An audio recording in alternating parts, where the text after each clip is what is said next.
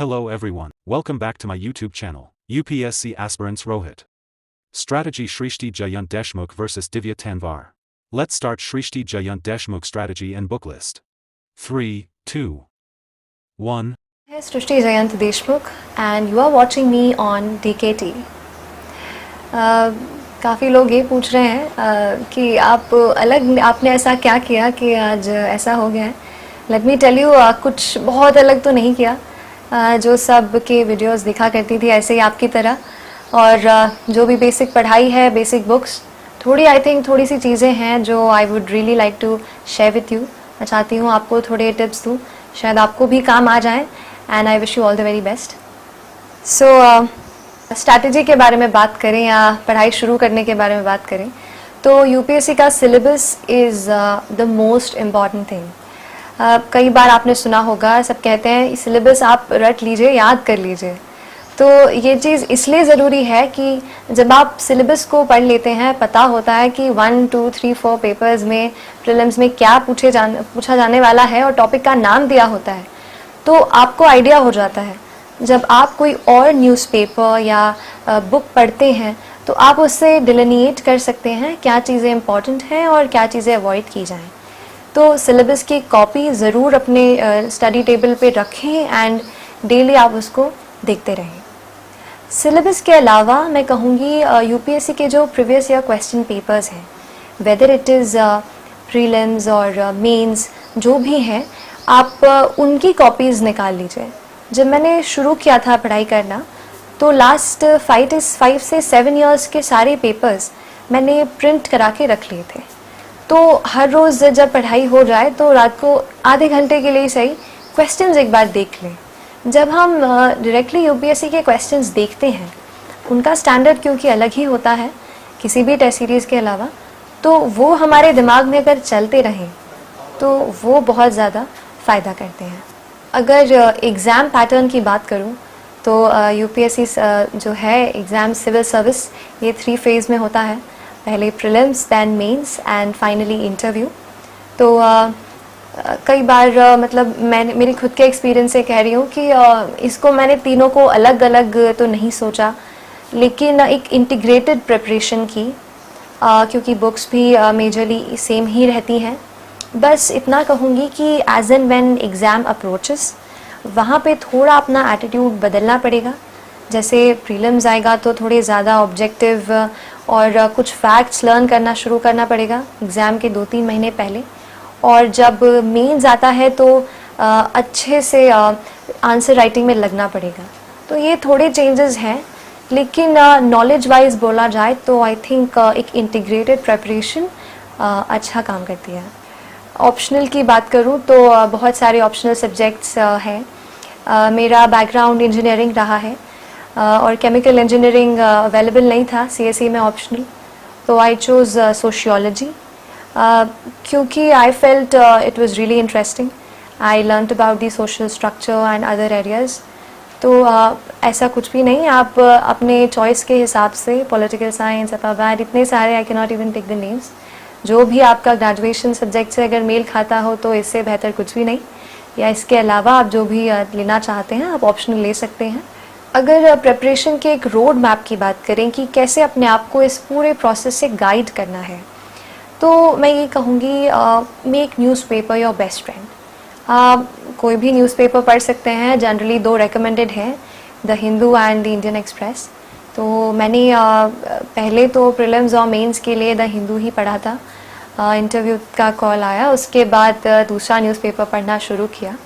But I also say कि newspaper केवल hard copy हम पढ़ते ही हैं, बाकी एडिटोरियल्स जो इम्पोर्टेंट कहीं और आ जाते हैं वो भी, उस पर भी थोड़ी नज़र हमें बनाए रखनी होती है. तो न्यूज़पेपर्स की बात चल रही है तो थोड़े और मैगज़ीन्स का कह दूँ तो योजना मैगज़ीन मैंने रेफ़र की थी. शुरुआत में कुरुक्षेत्र भी पढ़ी, पर फिर लगा कि योजना विल सफाइस. तो उससे होता ये है योजना से कि जो इम्पोर्टेंट टॉपिक है और या जो गवर्नमेंट की जो स्कीम्स हैं वो बहुत ही ऑथेंटिक मटेरियल हमें मिल जाता है. कहीं और वेबसाइट पे जाएंगे तो शायद कुछ काट दिया जाए, बट योजना में आपको सब कुछ एक जगह पे उस टॉपिक के बारे में बता दिया जाएगा. तो योजना को आप फॉलो करिए। इसके अलावा कोई और मैगज़ीन तो नहीं मैंने ली थी। Let's start Divya Tanvar strategy and book list. 3, 2, 1. Hello everyone, मेरा नाम दिव्या तंवर है।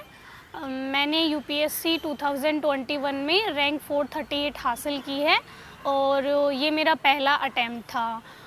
रिज़ल्ट के बाद बहुत से बच्चों के कॉल्स और मैसेजेस आए कि मैं अपनी स्ट्रेटजी बताऊं कि कैसे मैंने पढ़ाई की और क्या क्या मेरे रिसोर्सेज रहे। तो इस वीडियो में मैं आपके साथ अपनी स्ट्रेटजी शेयर करना चाह रही हूं और यदि इसके द्वारा आप में से किसी एक को भी थोड़ा बहुत भी कुछ फ़ायदा होता है तो मेरे लिए खुशी की बात होगी। तो देखिए, सबसे पहले हम मेंस पे बात करते हैं।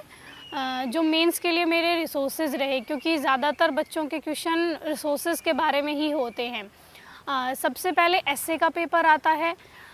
एस्से के पेपर में हमें 2 एस्से अटेम्प्ट करने होते हैं। चैलेंज होता है वो एस्से चूज़ करने का होता है। तो मैं यही कहूँगी कि जिस एस्से को लेके आप सबसे ज़्यादा कंफर्टेबल हैं और जो आपको अच्छे से समझ में आया है, आप उसी एस्से को चूज़ करें। और एस्से के लिए जो मेरे रिसोर्सेज रहे वो निबंध दृष्टि नाम से एक बुक आती है जो दृष्टि आईएएस की है, आप वो देख सकते हैं। और एक बुक निशांत जैन सर की है जिसमें उन्होंने टॉपर्स के कुछ एस्से मतलब इंक्लूड किए हैं, तो वो भी आप देख सकते हैं एक बार मतलब आइडिया लेने के लिए। अदरवाइज़ एस्से में आपको अपने ही थॉट्स रिप्रेजेंट करने होते हैं।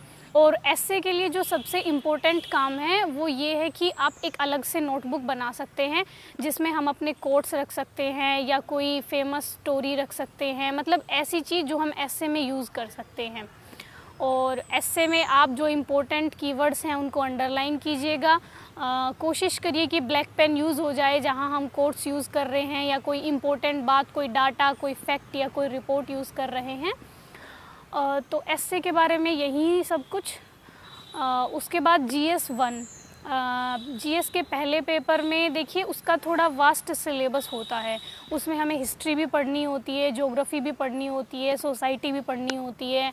तो उसके लिए सबसे पहले हिस्ट्री के लिए एनसीईआरटी तो आपको पढ़नी ही है 6 से लेकर 12 तक।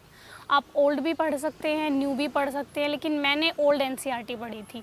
तो हिस्ट्री के लिए सबसे पहले ओल्ड एनसीईआरटी 6 से लेकर 12 तक। उसके बाद आप स्पेक्ट्रम पढ़ेंगे, मतलब स्पेक्ट्रम ऐसी है जो प्रीलिम्स में भी आपको हेल्प करेगी और मेंस में भी आपको हेल्प करेगी, तो स्पेक्ट्रम मस्ट है।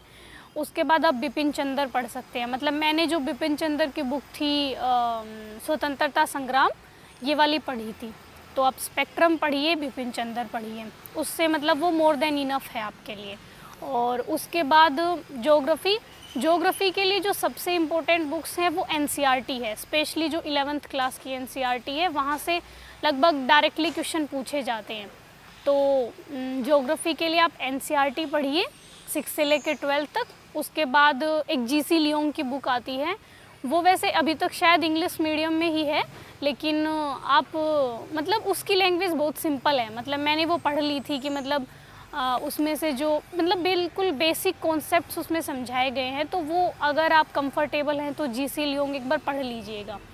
और माजिद हुसैन जो सर की जो बुक है वो बहुत लेंदी है थोड़ी सी, तो उसमें से जो सेलेक्टेड टॉपिक्स हैं, मतलब जो मिनरल्स के बारे में हैं या मतलब उसमें से सेलेक्टेड पढ़ना है बस माजिद हुसैन में से। और ज्योग्राफी के लिए बस इतना ही।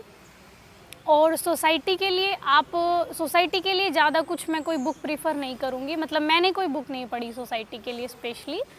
वो आपका न्यूज़पेपर से हो जाएगा। और जैसे मेंस के टाइम जो विज़न आईएएस का मेंस 365 आता है, आप उसको ज़रूर पढ़िएगा, वहाँ से कवर हो जाएगा। तो पहले पेपर के लिए इतना। और GS2 में बेसिकली पॉलिटी आती है, तो पॉलिटी के लिए वही आप 6 से 12 तक की एनसीईआरटी पढ़ेंगे।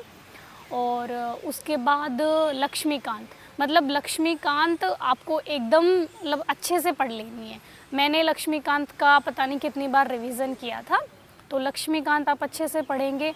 और एक गवर्नेंस पे भी उनकी बुक आती है, लेकिन वो मैंने नहीं पढ़ी थी, मतलब मैंने ली थी लेकिन मैंने पढ़ी नहीं, तो आप देख लीजिएगा। और बस पॉलिटी के लिए इतना ही। एनसीईआरटी आप अच्छे से पढ़िएगा, मतलब उसकी भी जो 11th-12th की एनसीईआरटी हैं वो बहुत इंपॉर्टेंट है। और उसके बाद आप लक्ष्मीकांत पढ़िएगा। उसके बाद मेंस 365 पढ़ना है आपको पॉलिटी का, तो वहाँ से आपका कवर हो जाएगा, मतलब current affairs. Thanks for your watching. Subscribe now my channel. UPSC Aspirants Rohit.